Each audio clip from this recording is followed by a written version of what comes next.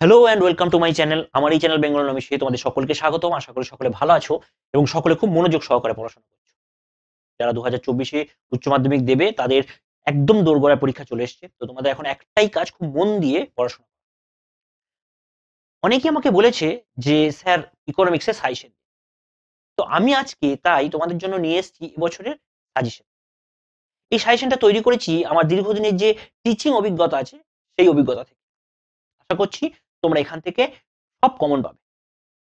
আশা করছি বলাও ভুল। আমার দৃঢ় বিশ্বাস যে তোমরা এখান থেকে প্রায় 100%ই কমন পাবে।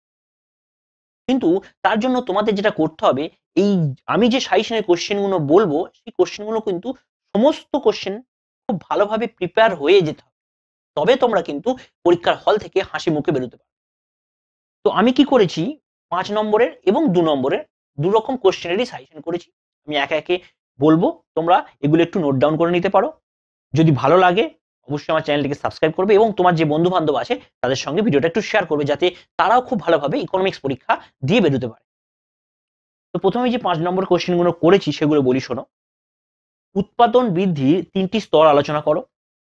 মোট উৎপাদন, গড় উৎপাদন, প্রান্তিক উৎপাদনের মধ্যে সম্পর্ক আলোচনা করো এবং মাত্রা বৃদ্ধির প্রতিদান বলতে কি বোঝো তা ব্যাখ্যা করো। এই ৩ টি উৎপাদনের চ্যাপ্টার থেকে। এর পরবর্তী চ্যাপ্টার পূর্ণ প্রতিযোগিতামূলক বাজারের বৈশিষ্ট্য লেখো। পূর্ণ প্রতিযোগিতামূলক বাজারের এমসি রেখা থেকে কিভাবে যোগান রেখা নির্ধারিত হয় সেটা দেখাও। ওকে? তারপরে বন্টনের চ্যাপ্টার, বন্টনের প্রান্তিক উৎপাদনশীলতা তত্ত্বের অনুমানগুলি কি লেখো। রিকার্ডো ও আধুনিক খাজনা তত্ত্বের পার্থক্য লেখো। নগদ পছন্দ তত্ত্ব এর তাৎপর্য লেখো। শ্রমের যোগান রেখা কেন পশ্চাৎমুখী হয় সেটি লেখো। এরপরের কোশ্চেন হচ্ছে, জাতীয় আয়ের বৃত্তস্রোত বলতে কি বোঝো এবং জাতীয় আয় পরিমাপের অসুবিধাগুলি লেখো। ব্যাংক থেকে যে কোশ্চেনটা ইম্পর্টেন্ট সেটা হলো কেন্দ্রীয় ব্যাংকের কার্যাবলী, খুব ভালো করে যাবে। সঙ্গে বাণিজ্যিক ব্যাংকের কার্যাবলী দুটোই করবে। এছাড়া কেন্দ্রীয় ব্যাংকের গুণগত ও পরিমাণগত ঋণ নিয়ন্ত্রণ পদ্ধতি লেখো। দেখো এখানে একটা ডাইরেক্ট কোশ্চেন দিতে পারে যে কেন্দ্রীয় ব্যাংকের ঋণ নিয়ন্ত্রণ পদ্ধতি লেখো, এটাও আসতে পারে। তো সেক্ষেত্রেও কিন্তু গুণগত এবং পরিমাণগত দুটো থেকেই লিখতে হবে। এরপরে যে কোশ্চেন হচ্ছে, লেনদেন ব্যালেন্স সকল সময় সমতা থাকে, এই কথাটা ব্যাখ্যা করো। এই কথার তাৎপর্য কি সেটা বলো।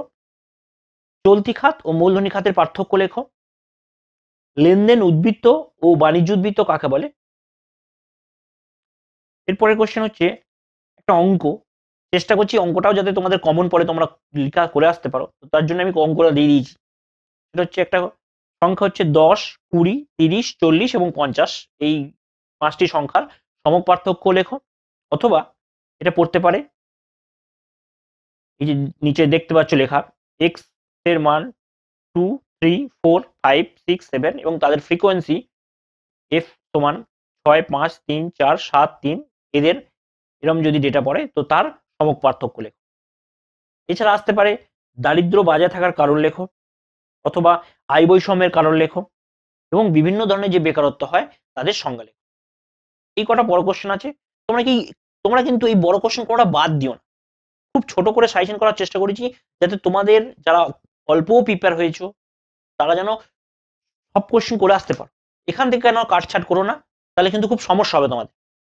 তো যেই যে কটা কোশ্চেন বললাম ৫ নম্বরে, এই সব কটা কোশ্চেন যদি করে যাও তুমি অবশ্যই কমন পাবে এবং কমন পেতে বাধ্য তুমি। ওকে? এরপর যেটা করবো সেটা হচ্ছে ২ নম্বরের কোশ্চেনের কিছু, অনেকেই বলেছে ২ নম্বরের কোশ্চেন বলতে স্যার। তো আমি ২ নম্বরেরও কিছু কোশ্চেন করেছি। দেখো লিখে নাও একটু। চাহিদার সূত্রটি লেখো। চাহিদা রেখার আকৃতি কেমন হয় সেটা ছবি দিয়ে দেখাও। গিফেন দ্রব্য কাকে বলে এবং গিফেন দ্রব্যের ক্ষেত্রে চাহিদা রেখা কেমন হয় সেটা লেখো। চাহিদা নির্ধারণকারী যে কোনো দুটি বিষয় উল্লেখ করো। চাহিদা। এরপরের কোশ্চেন হচ্ছে, চাহিদার আয়গত স্থিতিস্থাপকতা, মানে স্থিতিস্থাপকতা থেকে চাহিদার আয়গত স্থিতিস্থাপকতা কাকে বলে। সম্পূর্ণ স্থিতিস্থাপক, একক স্থিতিস্থাপক, সম্পূর্ণ অস্থিতিস্থাপক চাহিদা রেখার আকৃতি কেমন হয় এবং তাদের মান লেখো। আকৃতিও পড়তে পারে এবং মানও পড়তে পারে।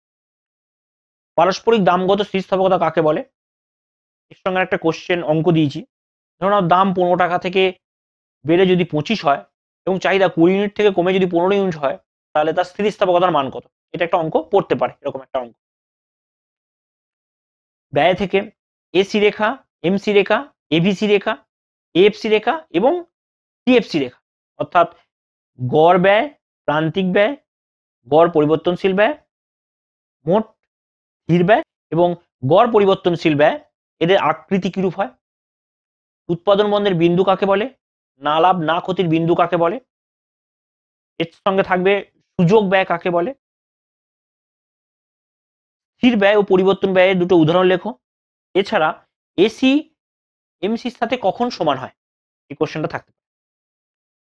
আর একটা কোশ্চেন আছে এখানে, স্থির ব্যয় ও পরিবর্তন ব্যয় উদাহরণের সঙ্গে যেমন বলেছি এর সঙ্গে থাকতে পারে স্থির ব্যয় এবং পরিবর্তন ব্যয়ের দুটো পার্থক্য লেখো। ওকে, এরপর রেভিনিউ থেকে এআর, এমআর ও স্থিতিস্থাপকতার মধ্যে সম্পর্ক লেখো। প্রান্তিক রেভিনিউ কাকে বলে, পূর্ণ প্রতিযোগিতামূলক বাজারে টিআর রেখা কেমন হয়, এটা এরকম পড়তে পারে, বা এই কোশ্চেনটা একটু অন্যভাবে যেমন যদি পড়ে যে দাম স্থির থাকলে টিআর রেখা দেখতে কেমন হয়, এটাও হতে পারে। একচেটিয়া বাজারে টিআর কেমন হয়, এটাকে যদি ঘুরিয়ে দেয় একটু অন্যভাবে যদি পড়ে, এটা পড়বে দাম পরিবর্তনশীল হলে টিআর রেখার আকৃতি কেমন হয়, এটা পড়তে পারে। এর সঙ্গে একচেটিয়া বাজারের দাম সমান কি হয় সেটা পড়তে পারে। আর দাম স্বতন্ত্রীকরণ কোন বাজারে দেখা যায়, এটাও থাকতে পারে।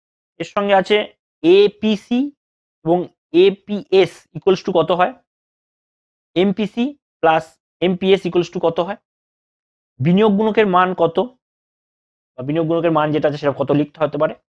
এর সঙ্গে একটা অঙ্ক, এমপিসি মানে মার্জিনাল প্রফিটেবিলিটি টু কনজিউম বা প্রান্তিক ভোগ প্রবণতা যদি 0.5 হয় এবং স্বয়ংভূত বিনিয়োগ যদি 100 টাকা বাড়ে, তাহলে আয়ের পরিবর্তন কত হবে, মানে আয় কত বাড়বে, এটা একটা অঙ্ক। এর পরবর্তী চ্যাপ্টার থেকে রাজস্ব নীতি কাকে বলে, সংকোচনমূলক রাজস্ব নীতি, প্রসারমূলক রাজস্ব নীতি কাকে বলে এবং সমতার বাজেট কাকে বলে, এগুলো সব 2 নম্বরের কোশ্চেন আসতে পারে। এরপরে যেটা আসছে সেটা হচ্ছে গ্যাট ও ডাব্লিউটি এর মধ্যে পার্থক্য লেখো, জীবন বীমা ও সাধারণ বীমার মধ্যে পার্থক্য লেখো, মালহোত্রা কমিটির সুপারিশ, নরসীমা কমিটির সুপারিশ এবং ডাব্লিউটিওর কাজ, এই কটা হলো তোমাদের 2 নম্বরের কোশ্চেনের সাজেশন। তো তোমরা যদি এই 5 নম্বর এবং 2 নম্বরের সমস্ত কোশ্চেনের সাজেশনকে ঠিক মতো করে যাও, তোমরা অবশ্যই এখান থেকে 100% কমন পাবে। তো তার জন্য তোমাদেরকে বুঝে মন দিয়ে পুরোপুরি কোশ্চেনগুলোকে তৈরি করে পরীক্ষার হলে যেতে হবে। যদি যাও অবশ্যই তোমরা হাসি মুখে পরীক্ষার হল থেকে বেরিয়ে আসতে পারবে। সকলকে ধন্যবাদ পুরো ভিডিওটা দেখার জন্য। যদি কারোর কোনো এই সমস্ত কোশ্চেনের মধ্যে কোনো কোশ্চেনের উত্তর ঠিকমতো না জানা থাকে, কিভাবে উত্তর করবে বুঝতে না পারে থাকো, তাহলে অবশ্যই আমাকে নির্দ্বিধায় কমেন্ট করো। আর ভালো লাগলে তোমার বন্ধুদের সঙ্গে একটু শেয়ার করো ভিডিওটা। ধন্যবাদ পুরো ভিডিওটা দেখার জন্য। সকলে ভালো থেকো, সুস্থ থেকো এবং মন দিয়ে পড়াশোনা করো।